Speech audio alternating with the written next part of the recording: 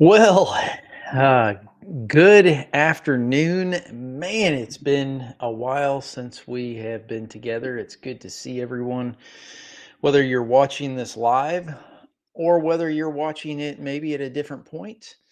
It's good to have you here. It's good to see some additional people kind of jumping in.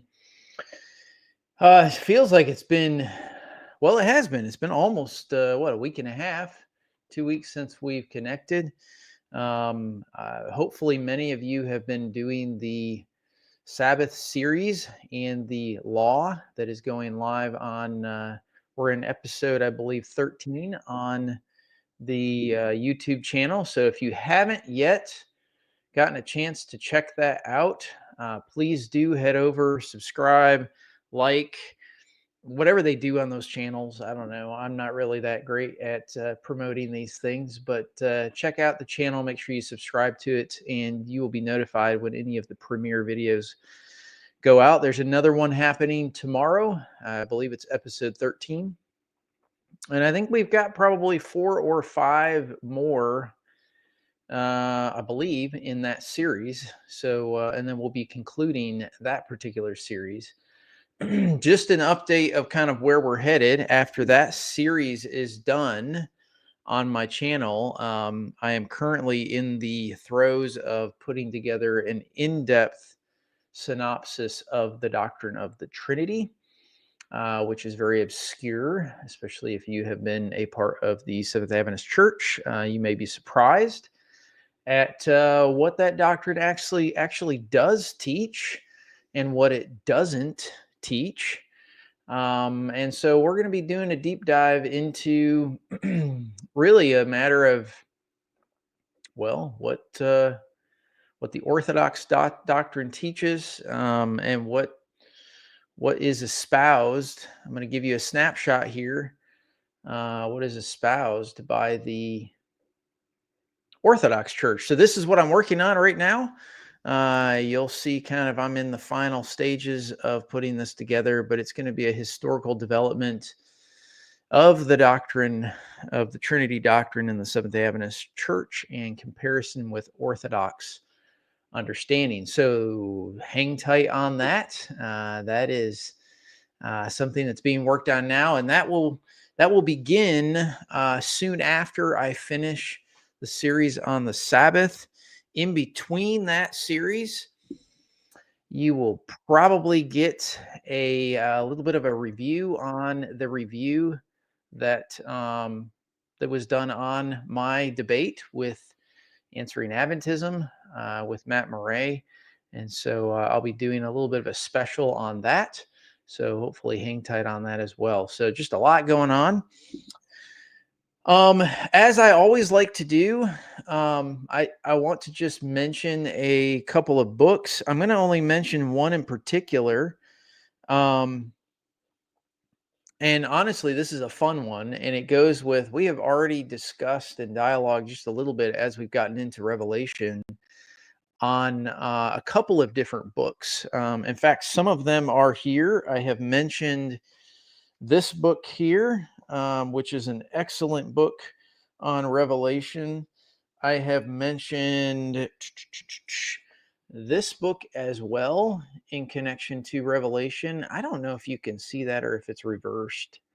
Would you let me know in the chat if the image is reversed?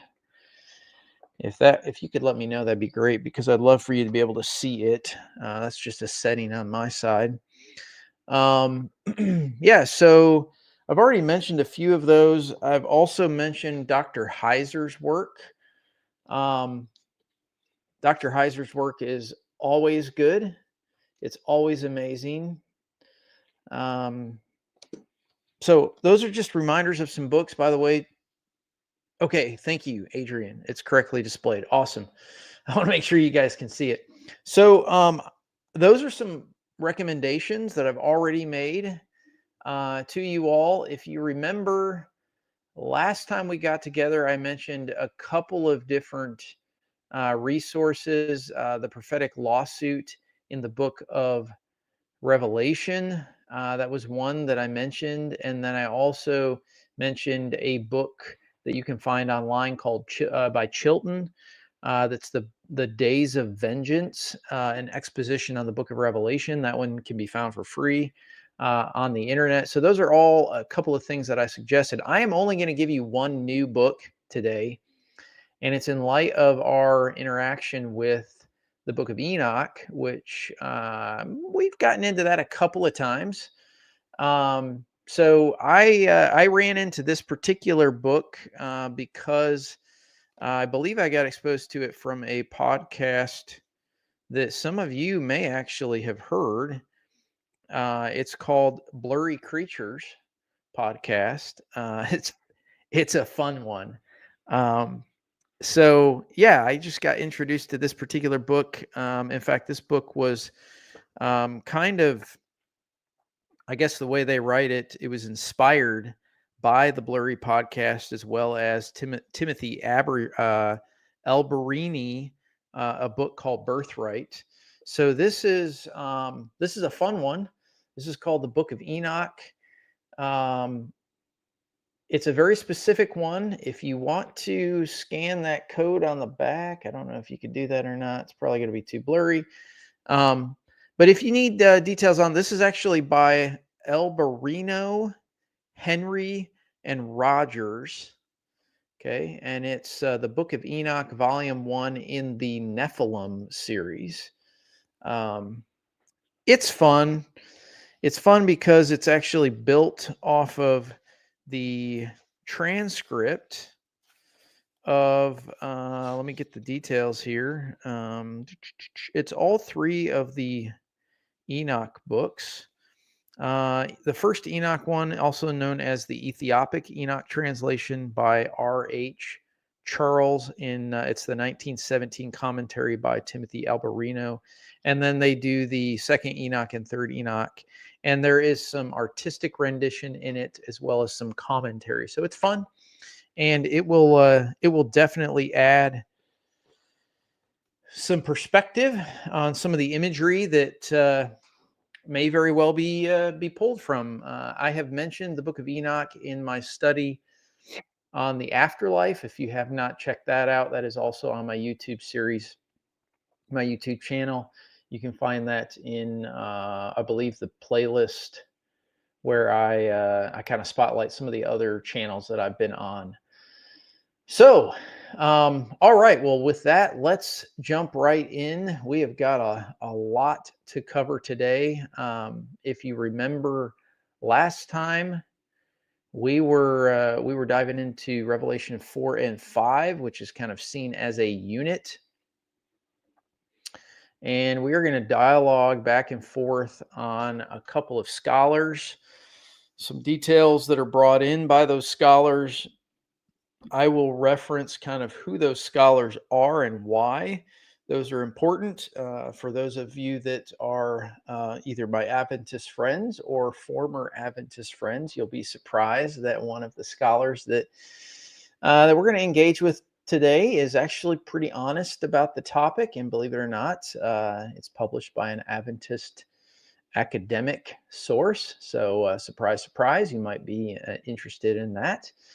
And it's in a positive way, by the way, that we're going to engage in that. So let's bow our heads and have a word of prayer. Let's dive in our next study on John's Apocalypse. Heavenly Father, thank you so much for these beautiful people that either are watching live or that might be watching at a different time. I pray that you would guide our conversation. I pray that you would open our minds. I pray that this information that I've put time and effort and study into would honor you. Most importantly, that you would be with us as we dialogue in this amazing book, John's Apocalypse, Revelation. And I just pray that you would send the Holy Spirit as we engage today in chapters 4 and 5. We pray all these things in your precious name. Amen. All right, friends. Well, we're going to dive straight in. I'm just going to bring us up to speed just a little bit from, it's been almost 2 weeks since we have been on here. A lot's happened. I was sick. I actually had a minor surgery. God is good all the time. And I'm feeling much better, which is awesome. And so it's good to be here. But we kind of opened up the last one with talking about Revelation 4 and 5 being seen as kind of a courtroom divine council scene. And I challenged you when we left off last to think of this as a courtroom, sort of like God is judge. Okay. The council is the jury, or at least participating juries in concert with God. And so there's, yeah, this is not going to be the type of, for those of you that have Adventist interaction, this is not going to be the investigative judgment council. That's not what's going on here. Okay, please, please, please take that, just kind of put that out of your mind. But I want you to think of it as a courtroom scene, and we're going to kind of see what a couple of these scholars talk about. Now, we're going to talk about Bandy, Dr. Bandy, and Davis as well. And the first one that we're going to be in, this is a PhD dissertation by Alan Bandy. I'll put this on the screen here. And yes, surprise, surprise, I will get to it. Yes, I know. I know. It might surprise you. There's a couple of things out there that actually are honest in the academic world. If I'm being transparent, that's where you would find it if you are going to find it. But if it's honest, it's honest. And so we're gonna work through it, and we're gonna spend time kind of seeing what that particular scholar says. So, all right, let's dive in here with what Bandy I'm going to pick up right here. Okay, and this is Bandy writes this about Davis's study. Now, Davis, just to give you a reminder, okay, this is an article written by R. Dean Davis, and this is what Bandy is kind of engaging in. Okay, he, meaning Davis, okay, states that this thematic analysis of Revelation 4 to 5 attempts to portray, and here's a couple of things. Number one, a covenant context with a temple setting. Number two, a heavenly court scene involving a divine council. And number three, an investigative type judgment of the Lamb in corporate solidarity with his people. Now, that might strike you as a little bit, huh? Okay, just bear with. Okay, he isolates 5 themes evident in chapters 4 and 5, which include number 1, temple theology; number 2, ontological cosmic unity; number 3, judgment; number 4, covenant and royal theology; and then number 5, Trinitarian involvement in salvation. The subsequent chapters attempt to explicate these themes as they relate to the Old Testament and Revelation. Now, he's going to go on here. I'm going to keep reading. This is a longer section from him, and then we're going to dive into what's going on. Okay. A major corollary to his analysis of the heavenly courtroom scene in the presence of divine counsel. In chapter 4, Davis renews 1 Kings 22, Isaiah 6, Ezekiel 1 to 11, and Daniel 7 as significant Old Testament passages for interpreting the role of the divine counsel in Revelation 4 to 5. After a summary of each passage, he provides an analysis of what these passages reveal about the divine counsel. Davis also discusses the terms, location, members, and decisions of the divine council in the integrative summary. He argues that in the covenant lawsuit, Yahweh functions as both the prosecutor and judge, whereas a member of the divine council functions, i.e., the Son of Man, as a witness. Now, the example he gives there, he actually gives an example in, I want to make sure I'm not messing up. let me go down here. All right, here we go. These are all footnotes that you're seeing on the screen. By the way, just so you know, what you're seeing on the screen is I actually found the dissertation in a PDF form. I converted that into a personal book inside of my own personal Logos. Sometimes those don't convert perfectly well. And so what you're looking at is my own kind of personal converted document. So sometimes the footnotes don't always, these here in the above are, you'll see them as footnotes here, which are the footnotes that are referenced up here in the article. So if you're wanting to, again, and you can find this online. If you can't find it, I do have it in PDF version. If it's something that you're interested in, I guess the biggest thing would be to tell you to connect with me on my blog. I'll provide some contact information if you need to, so that you can connect with me. All right, so this is the reference. Job 16:19 is where he references the witness, a vindicator, Job 19:25, a mediator, Job 33, uses a lot of Job, an intercessor, Isaiah 53, Hebrews 7, and an advocate before God, Daniel 7. In these Old Testament passages, the council convenes before divine actions are taken, suggesting that its primary function is executive judicial decision making. The council passes judgment within the context of the covenant, and on that basis, a verdict is followed by subsequent actions. Now, Alan Bandy, again, just for clarity, Alan Bandy in this article is engaging in another scholar's work. So he's saying this is what this other scholar, Dean Davis, is discussing in the other work. And that other work, for reference, let me scroll up in my notes so that I can find it. The other, let's see. It's the one I mentioned you could find online. Oh, yes, yes. Is that one? No, that's not it. Hold on a second.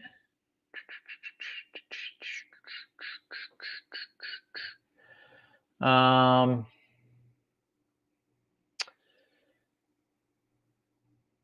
it's a, let's see, Bandy is going to loop in the second author into this article. It's part of David's dissertation deals with Davis's dissertation deals with divine counsel, specifically as a deliberating body. Okay, so I believe we'll engage in the actual article in just a second. Okay, so this really shouldn't be that new to us. Okay, if you've done any kind of study or studied these kinds of ideas, council scene rooms in the Old Testament, to some extent, if you've dug into it, and I've done, I wouldn't say it's extensive, but I have done quite a bit of work in this particular area. So none of this particularly surprises me, okay? But I want to turn to another scholar here.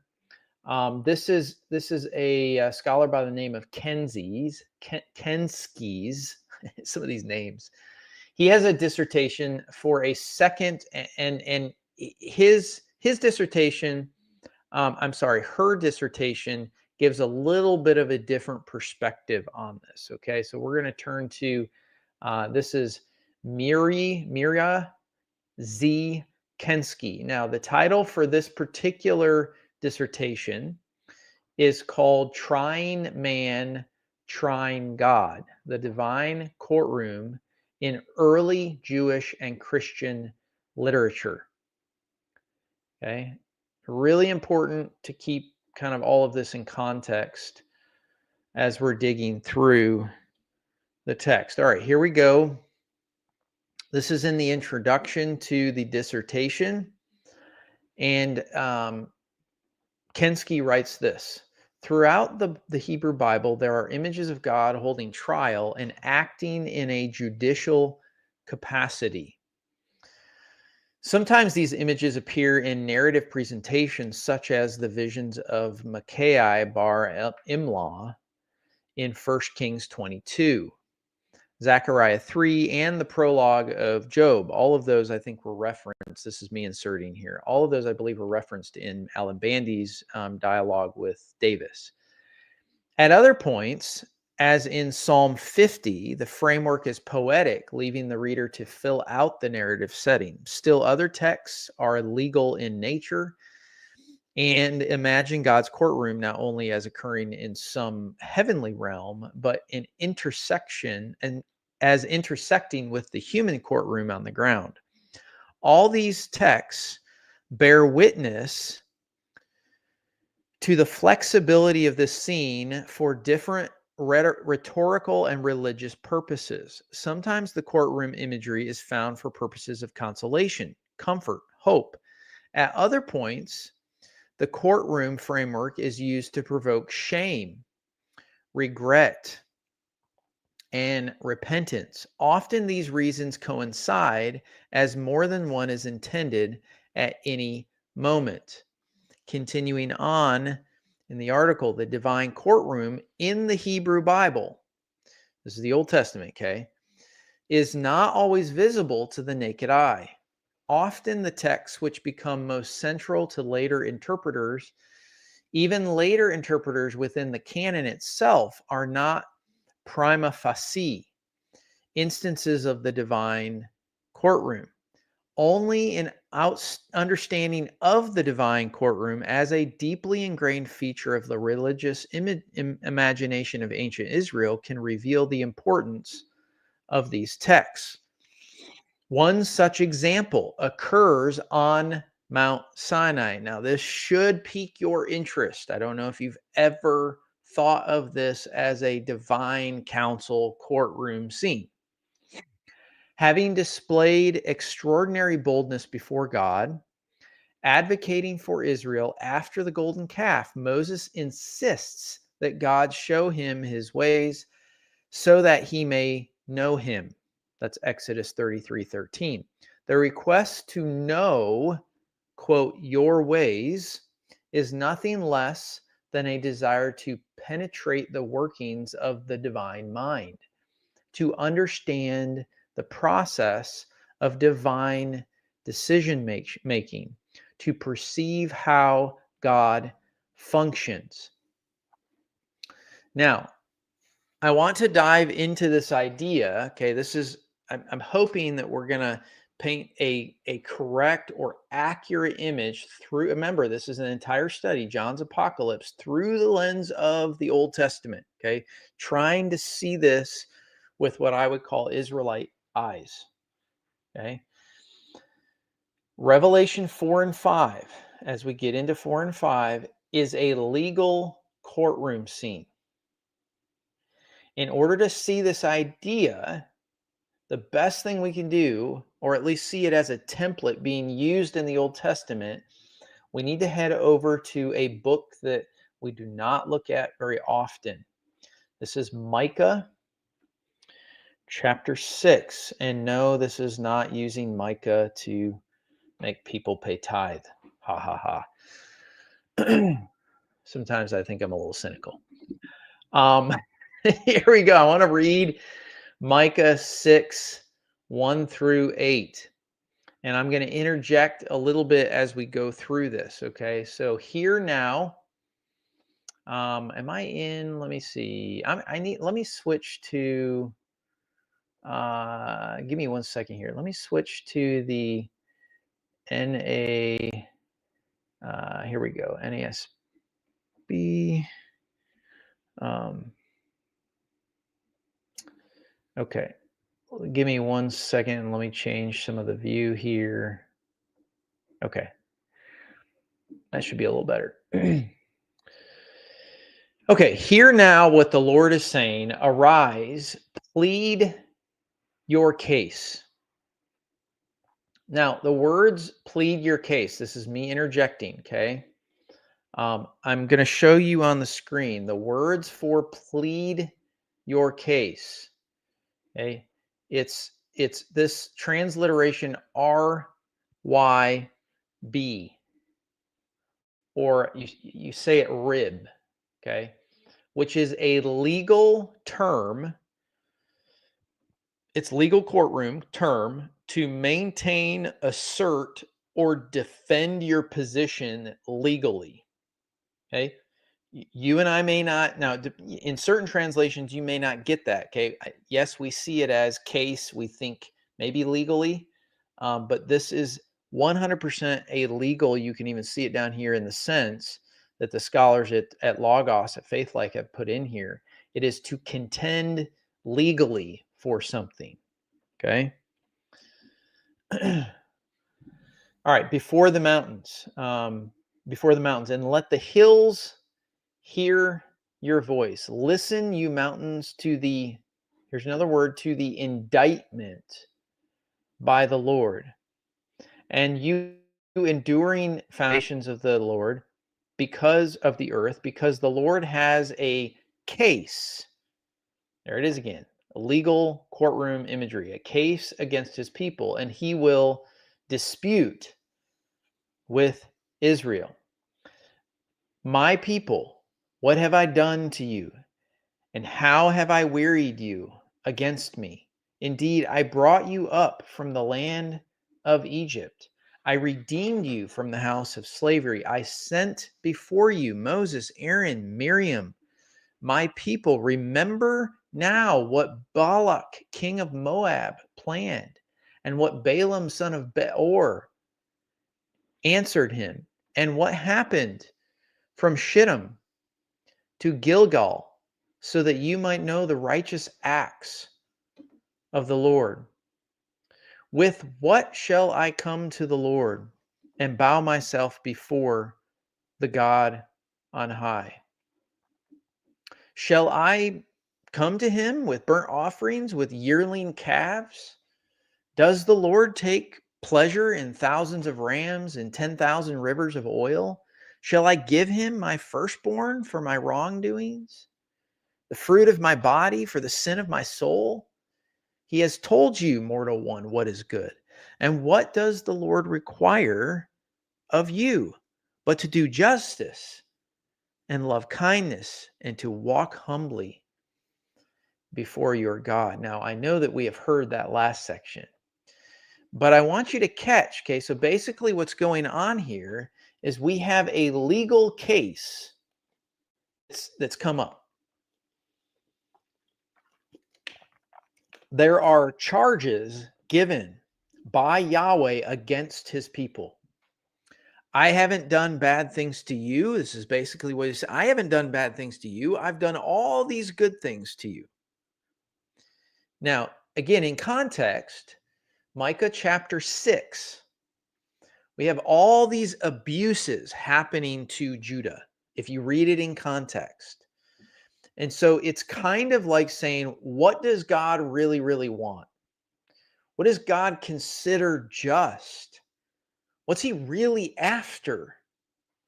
Does he want you to bring sacrifices and deal with calves and your firstborn and rams, and does he want rivers of oil? Like, what does he really, really want? No, he doesn't want all that stuff. What he really wants, he's told you what to do.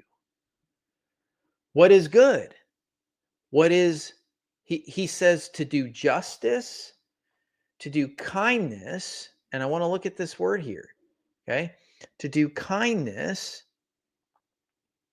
Let's go to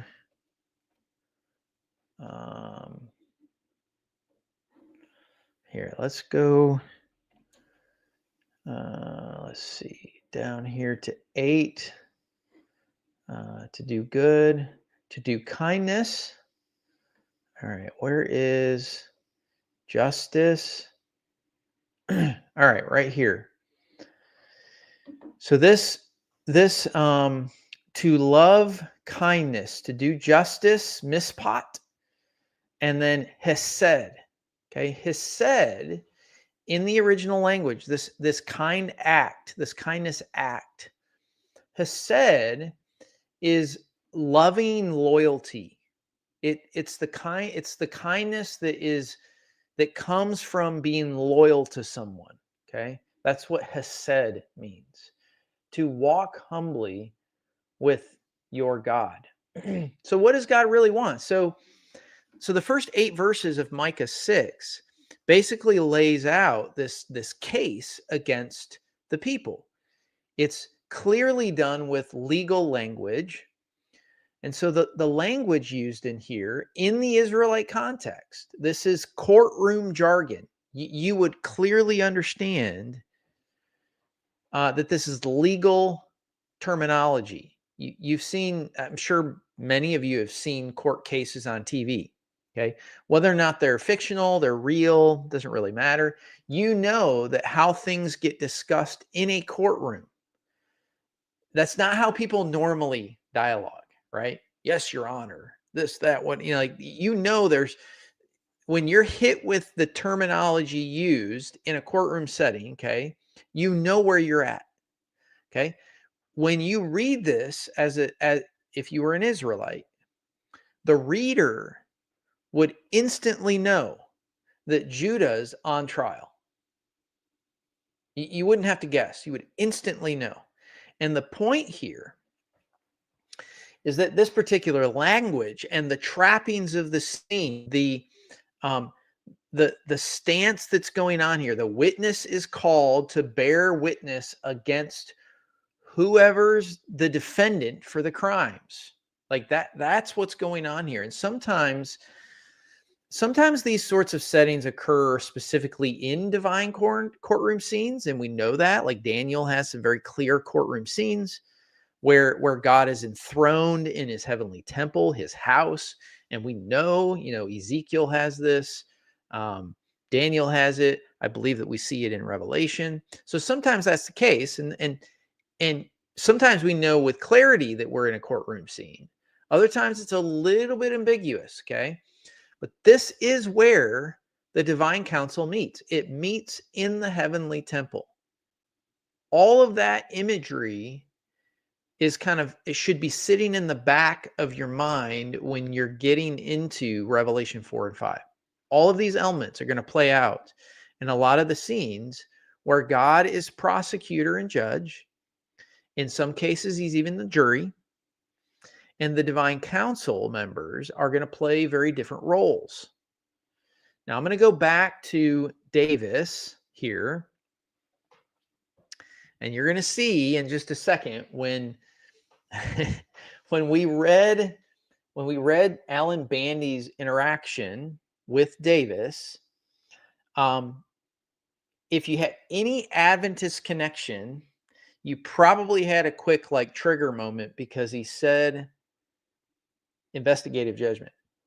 I'm already hopefully cueing you into who the Adventist scholar is. Okay.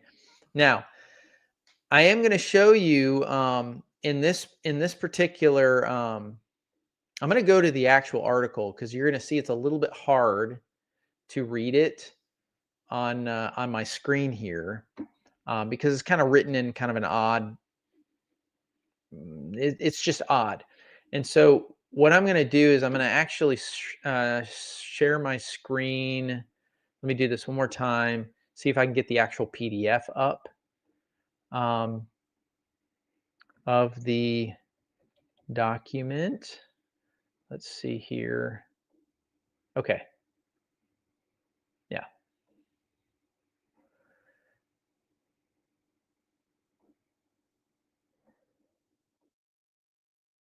Okay. Let me go full screen just to make it a little bit easier for you to see. Now, I've highlighted it for my easier reading. Now, I'm going to go back to the beginning of this dissertation, okay? And I want you to see where this is coming from, okay? This is R. Dean Davis. This is a dissertation. Obviously, it's from Andrews University. Surprise, surprise. It shouldn't surprise you that you heard investigative judgment. Okay, so when I say there is some honesty, you should be seeing his bias come through a little bit. So don't let that be too surprising to you.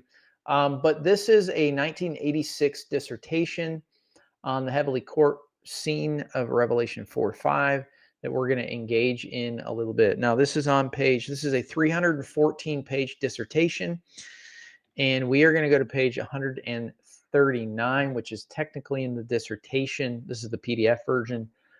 page 122. And we're going to just read this highlighted section. There are going to be, I'm going to make this preface real quick.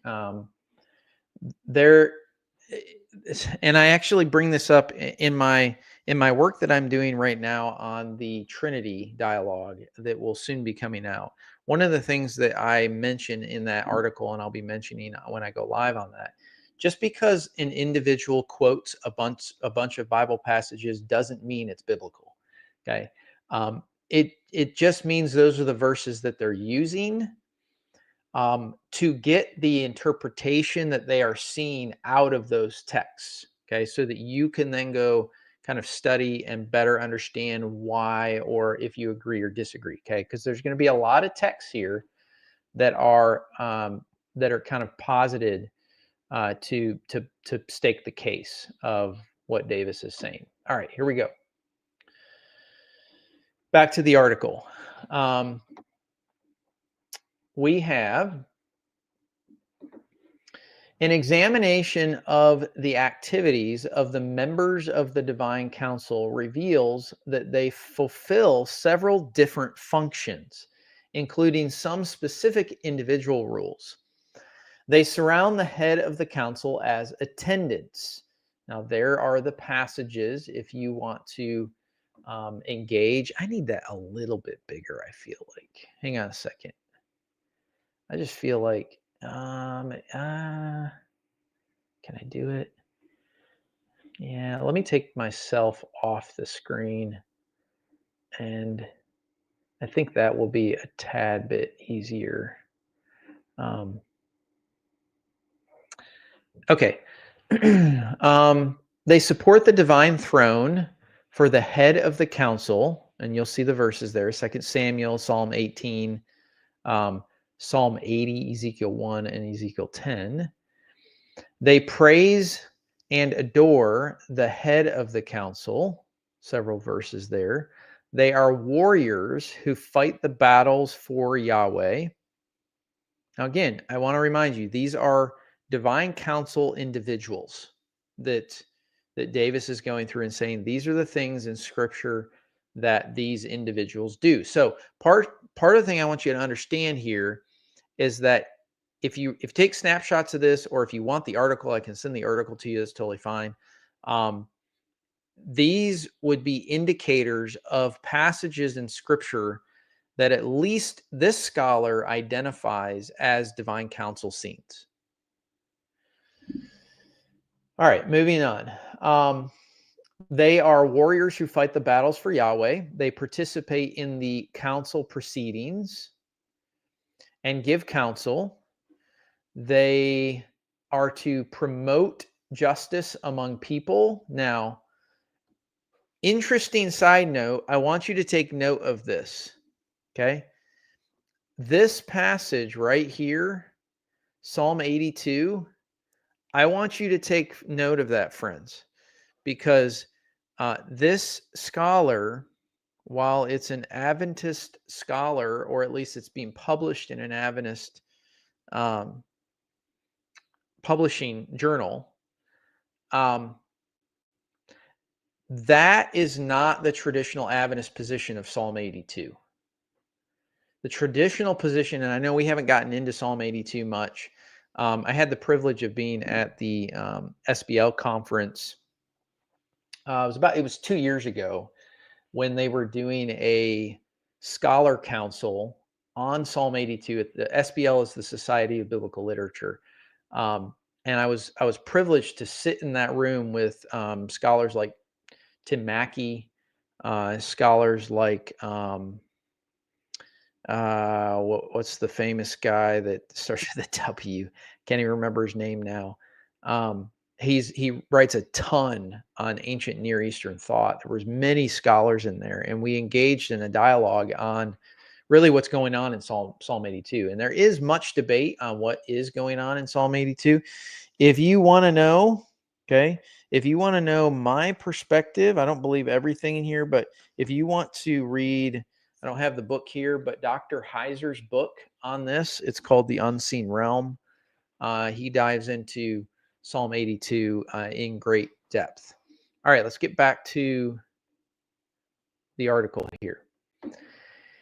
And serve as guardians or watchers, Daniel 4, after the council decisions have been made and announced, they serve as messengers. Individually, Gabriel appears to be a specially named messenger, while Satan takes the role of the accuser against the faithful ones. And there you have Job 1 and 2, Zechariah, and Revelation. Now, I would, this is me stepping in here, I would disagree that in Job, that this is the Satan, just because of the way the original language works. There is no article in front of Satan. There is no ha. It's ha-Satan, which isn't a singular. It's not a name. It's just an adversary, is the way it should be understood. But back to the article. A special role appears to be taken by one who is an intercessor, witness, or advocate for the faithful on earth before the head of the council. Now, to finish this up, in Daniel 7, the one like a son of man appears to serve as the witness or intercessor on behalf of the saints of the Most High and the people of the saints of the Most High. Is it Wallace? Is that right? No, it's hang on a second. I'm going to find out. No, Adrian, it is it's John Walton, not Wallace. It's John Walton. I've actually got a picture of both of those scholars, Tim Mackey and John Walton. I was able to interact with them, engage with them. They're fabulous people and do great work. All right. So this is that's what this particular scholar posits.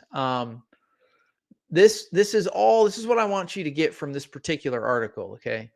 This is all divine. This is all classic courtroom or divine council scenes.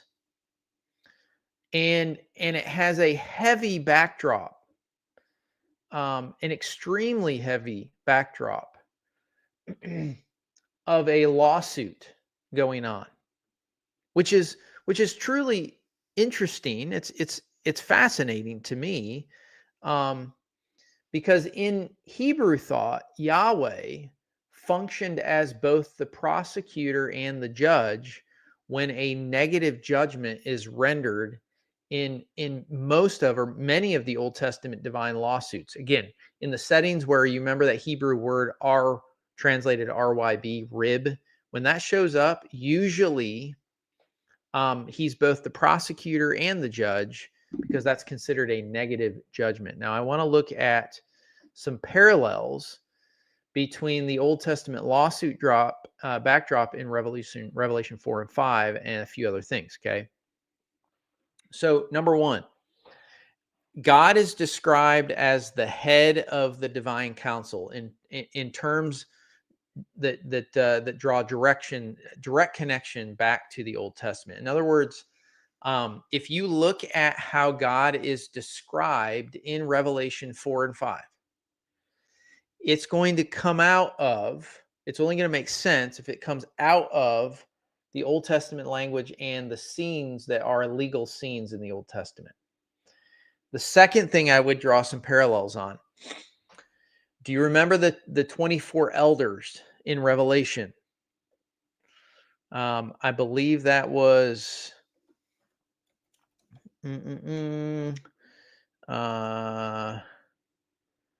wasn't that right before? Nope, it's actually during. Yeah, so verse 4. Here we go. So in Revelation 4, verse 4, we get these 24 elders that pop up. There's 24 thrones, 24 elders that pops up. So this is very similar, okay? The elders function in a capacity that is very similar to the divine council in the Old Testament. If you go to Isaiah 24:23, in Israel, elders traditionally served as community leaders or royal officials who participated in council session and sat as judges. That was the primary function of the elders. We see that in Isaiah 24:23. Then the moon will be confounded, the sun ashamed, for the Lord of hosts reigns on Mount Zion and in Jerusalem, and his glory will be before his elders. That's an example of it. Okay. Now, other beings like the seven spirits of God, the four living creatures, John, a strong angel, the Lamb, the myriads of angels, every creature in the cosmos, they could all be classified. Please understand me here. They could all be classified as divine council members.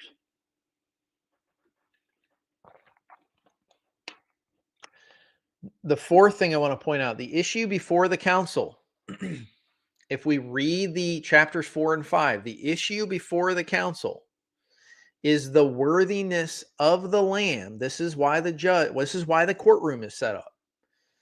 Is the Lamb worthy to open the sealed scroll? The fifth thing I want to bring up is the judicial nature of the scroll itself. If you look at the scroll, the seals on the scroll were used to provide legal validity to the document, which is the Lamb's Book of Life. All of this plays a crucial role in how you understand Revelation 4 and 5. Now, if we go back to the first 3 chapters of Revelation, you're going to see that the letters to the 7 churches that we went through all of these letters, right? They're going to constitute lawsuit speeches whereby Jesus constructs a forensic examination of his covenant people. So just think about the content of Revelation 1, 2, and 3 in light of where we're at in Revelation 4 and 5. Now, Bandy is going to say something about this. Alan Bandy. I'm going to go to his, this is a dissertation that he wrote. It's called The Prophetic Lawsuit in the Book of Revelation. And I want you to see what he says on this particular topic. I'm going to start right here. The form of the letters, the 7 letters in the first couple of chapters, generally distinguishes them as prophetic oracles, similar to the Old Testament prophets, and more specifically as covenant lawsuit speeches. As such, the book of Revelation follows the pattern of the Old Testament prophetic lawsuit and begins with the people of God. The judgments and promises announced by the churches in the 7 letters remains contingent upon what they do in response to the oracles.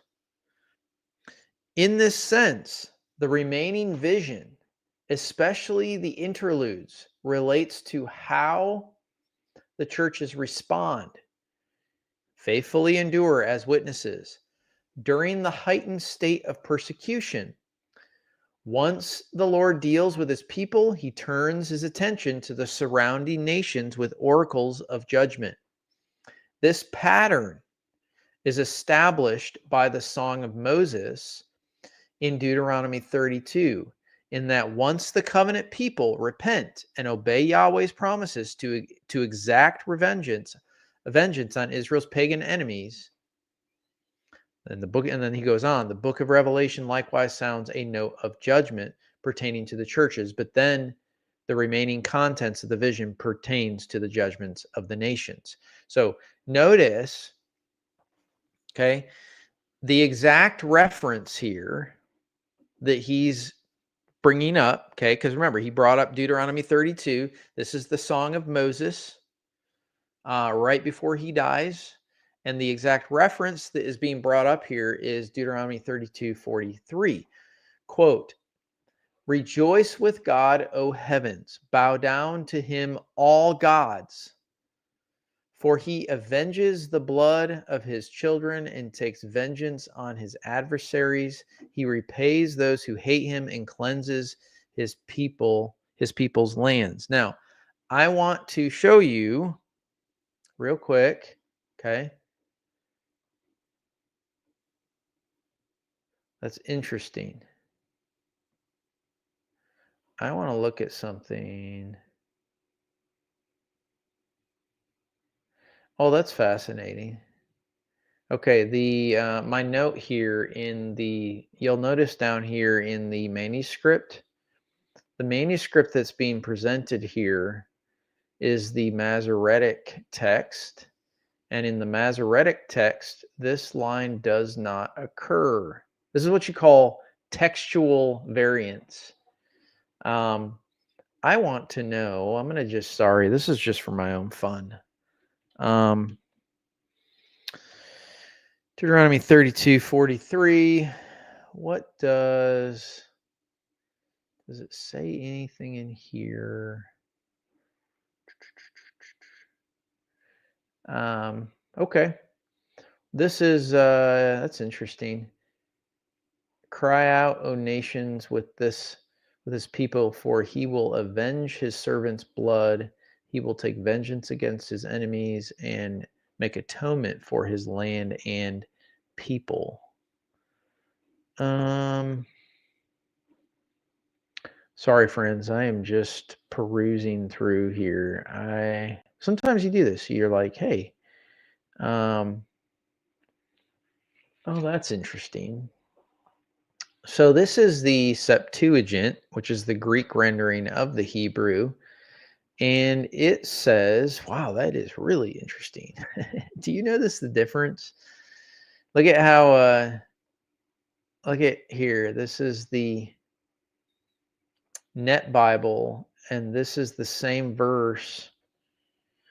There is a lot more going on in the Septuagint. Delight, O heavens, with him, O worship him, you sons of God. That's a reference to Genesis 6. Delight, O nations, with his people, and prevail with him, all you angels of God. For he will avenge the blood of his sons, and he will avenge, and he will repay the enemies of vengeance, and he will repay those who hate, and the Lord will cleanse out the land of his people. Very interesting, all of the different. All right, so that's, anyways, side note, that's a textual variant that is kind of intriguing. So if you read through Deuteronomy 32, we get to verse 8 and 9. We've been through 8 and 9 before. Deuteronomy 32, 8 and 9. That is where Moses talks about the disinheritance of the nations. And then Yahweh takes on Israel as his own. Then you keep reading all the way up to verse 17. Pay attention in verse 17. Let's go to verse 17 real quick. And I am going to turn this off. All right. Pay attention in verse 17. What does it say? They sacrificed to demons that were no gods, to gods they had never known, to new gods they had come recently, whom your fathers had never dreaded. Now, if you look at the original language here, okay, this is this word demon. This is shadim is what it is. You'll notice here in the original language you've got that are no Eloah to Elohim. Eloah is another phrase. They had never known, to new gods, to Hadass. Okay.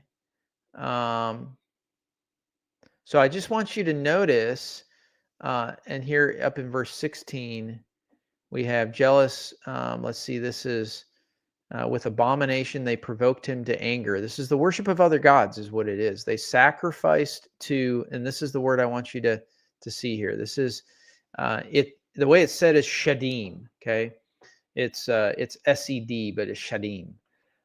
Gods that they did not know. And so Deuteronomy 32 shifts from again, verses 8 and 9. It talks about Babel when the nations were separated, the event that it's an event of indictment of Israel for apostasy as you keep reading. And what Bandy says in his article, okay, he says, look, this notion of like in the book of Revelation, you get these oracles, these letters to the seven churches, where the people of God are being evaluated and judged, and in some cases commended. And what's going to carry all the way through the rest, and this is going to go all the way through the rest of the book of Revelation. How do God's people respond to what happens in the first 3 chapters, in those letters? Do they hold fast until persecution? Do they refuse to be disloyal, and they're disloyal to Yahweh? All of these different themes pop up in Revelation. And then once God's people get dealt with, then all of a sudden the attention in the book of Revelation shifts to the judgment of the nations. Okay, it's first on God's people, then it shifts to the judgment of everything else. And of course, at the very end, the nations are going to be, well, God is going to do, there's going to be healing, right, in the nations ultimately, but there's final destruction, all that stuff. Okay, so if you know the whole flow here, and if you go to Deuteronomy 32 and you have that connection, it begins with, here's the way the situation was with Israel. And then Israel apostatized. Yes, I know that's a trigger word for Adventists as well. And when God deals with Israel, eventually you get verse 43 in Deuteronomy 32, where God is taking revenge against the gods of the nations. Okay, so you should see this same theme kind of being positioned in Revelation. This is the lawsuit in Deuteronomy 32, and it's tracked on a very similar case with the book of Revelation. Okay, so I would summarize it this way. In essence, Revelation 1 to 3 is both a lawsuit dealing with followers of Jesus. They get warnings and in some cases indictments, and they get commended as well. It's a lawsuit, kind of like a courtroom drama, a courtroom evaluation of the followers of Jesus. But at the same time, it's also building a case against the nations, because some of the churches that are the recipients of the letters, they've been faithful. They are enduring under persecution, and they're suffering at the hands of the nations. So it's both evaluative, and all of that testimony is going to be used later to indict the nations. Now, we have looked at Beale and Carson. I know G.K. Beale is someone that we've looked at before. Okay. And this is always good to do when you're looking at scholars. It's good to get the other side of the dialogue. Okay. And this might be confusing for those of you that maybe aren't used to studying this way. Growing up in the Adventist church, I was told to only read the Adventist material that supports your stance. Like, don't go out and look at anything else. That's all whatever. That's not the way we do things here, okay? We want to look at all the different perspectives. I'm going to lay them all on the table, and then we're going to discern what evidence has the most weight on what the text actually says, okay? Because Beale and Carson, who I value their scholarship, they're going to basically look up and go, nah, I don't think that's what's going on here. um, I'm not sure about this whole Revelation 4 and 5 and all the divine council stuff, and they're going to go a little bit different. Okay, so let's go to some familiar evangelical voices here. Okay, and let's look at Beale and Carson's commentary on the Old Testament use of the New Testament. And it lays out this, there's kind of 14 steps, okay? I know, kind of extreme, okay? But I want to go through this. They lay it out in 14 different things, okay?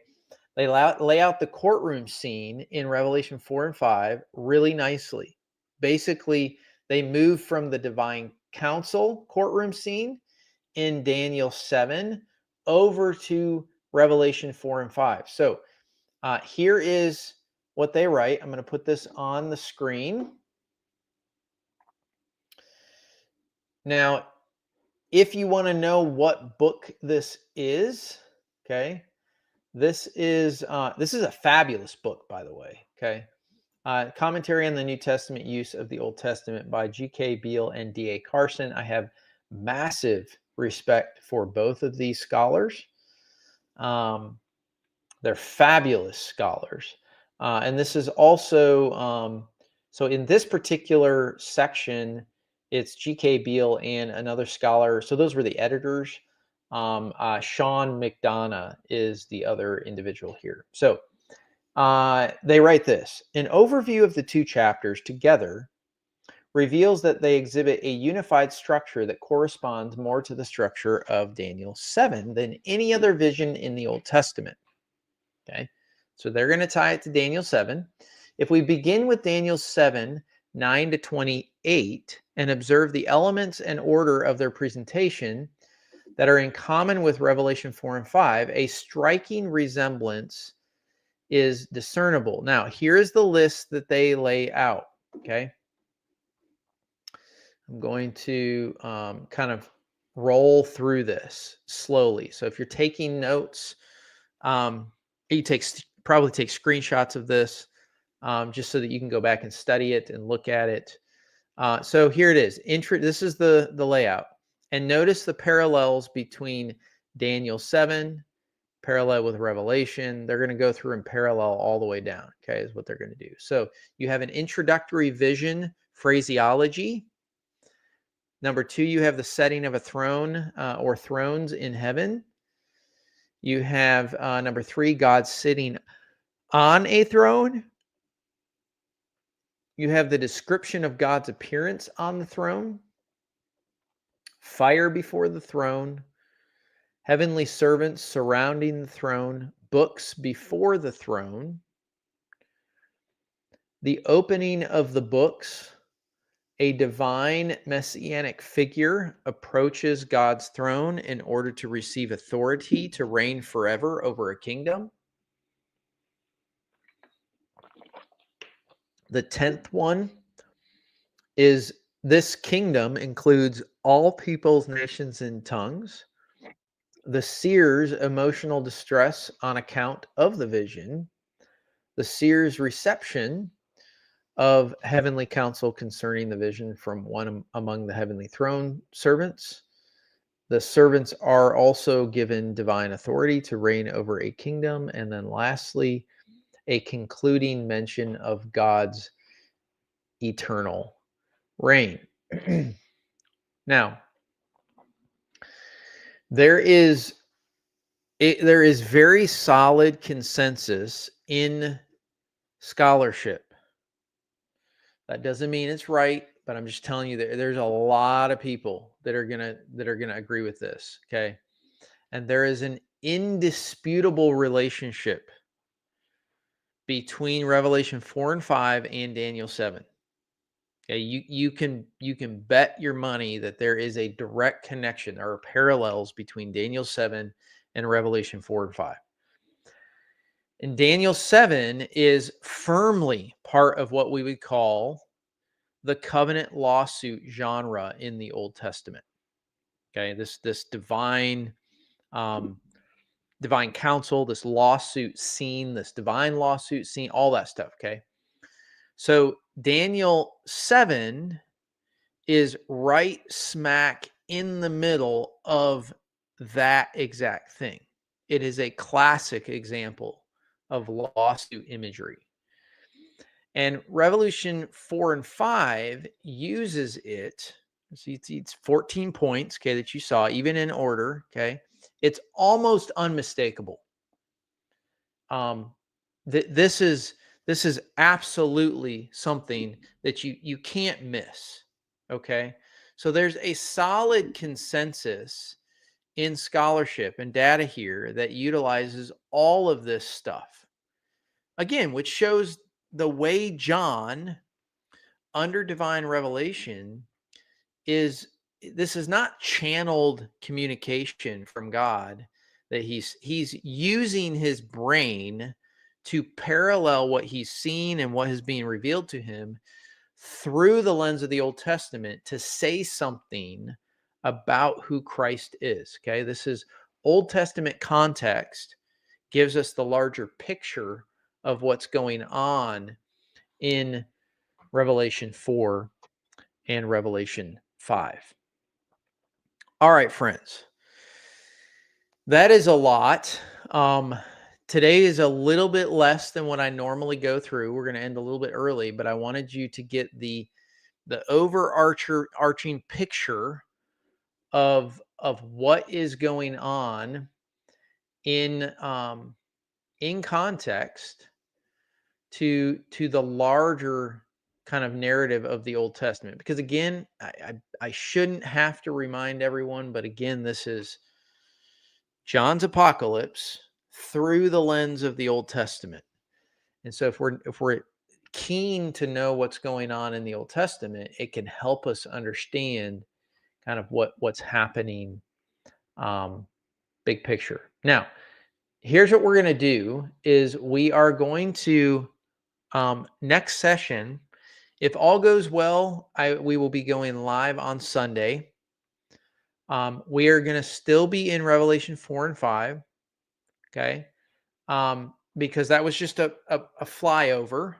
Now we're going to get into some granular parts of Revelation 4. We're going to kind of work through some parts of Ezekiel, how that plays kind of a role in this. We're going to talk about the Danielic pattern that kind of corresponds to Daniel, the unmistakable connection from Daniel 7 and some other parts of Daniel. And we're going to kind of work our way through a couple of sections in detail in both chapters 4 and 5. Okay, so I would strongly encourage you before Sunday, again, just so that you can kind of get this picture, read from Revelation 1 all the way through Revelation 5. Read it through. Remember, the first 3 kind of set the stage.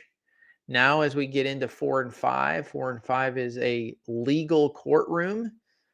See if you see things a little bit differently and just remember what is on trial, who is on trial, what is going on in that courtroom scene, and that will help you understand the importance of kind of what's going to transpire as we kind of dig into it in more depth. Now, I do want to just, because I saw this pop up earlier, Adrian, I didn't mention it earlier. We will actually go through the 24 elders in great depth. We're going to actually dialogue on that. So I'm not going to get too far ahead on that particular thing. What you are suggesting is you're not the only one. There are others that kind of may possibly see that as a connection. But I am going to leave that dialogue for, when we have more time to just discuss it. What I would encourage you to do is, if you have access to academic literature, kind of spend some time working through what scholarship claims about the 24 elders. It is interesting. Let's just go back to Revelation 4 real quick, as we're dialoguing on this. And let's see here. Let's Uh, I just want to pay attention to kind of what's going on. So at once I was in the spirit, and behold, a throne stood in heaven with one seat in the throne. There's an explanation of kind of what it looks like. You get these four creatures. Okay, all of these, remember, all of these can be seen. They're a part of the courtroom scene that we have been discussing, right? And so just keep that in view when you're getting into kind of when we begin to interact with what are these four living creatures, who are they, what's going on, why are they described in certain ways. This is a courtroom scene, and all of these things that are being described are members of the courtroom. And so we have to keep that kind of in context of what's going on and parallel that with Daniel 7. Now, when we get into chapter 5, hang on just a second. Right before chapter 5, okay, you'll just notice here the four living creatures, each one of them having six wings and full of eyes all around. This is why we're going to get into Ezekiel, because this is stock imagery from Ezekiel. If you if you haven't read or studied Ezekiel, you're going to have a hard time understanding what John is even referring to. Um, Holy, holy, holy is the Lord God Almighty, who was and is to come. And whenever the living creatures give honor and glory and thanks, who is seated on them, who lives forever and ever, the 24 elders fall down before him who is seated on the throne and worship him. Now, I'm going to give you just a couple of things to think about before we dig into chapter 4 next on Sunday, okay? Depending on how you interpret these 24 elders, remember, these are 24 elders. They can either be humans, they could be supernatural entities, they could be angels, or you would. People don't like it when I say they could be gods. Um, Really, that just means supernatural beings. Okay, um, they could be. Okay, Adrian, you posited the question here. Okay, any chance that they're the 12 tribes of Israel plus 12 apostles? So just understand that depending on how you interpret this particular thing, the 24 elders, this is a courtroom scene prior to the coming of Christ. Okay. Um, this is prior to what we would understand as any kind of resurrection or any of that going on. So, how you interpret that also is going to somehow need to fit into what an individual believes biblically about the afterlife, what they believe about.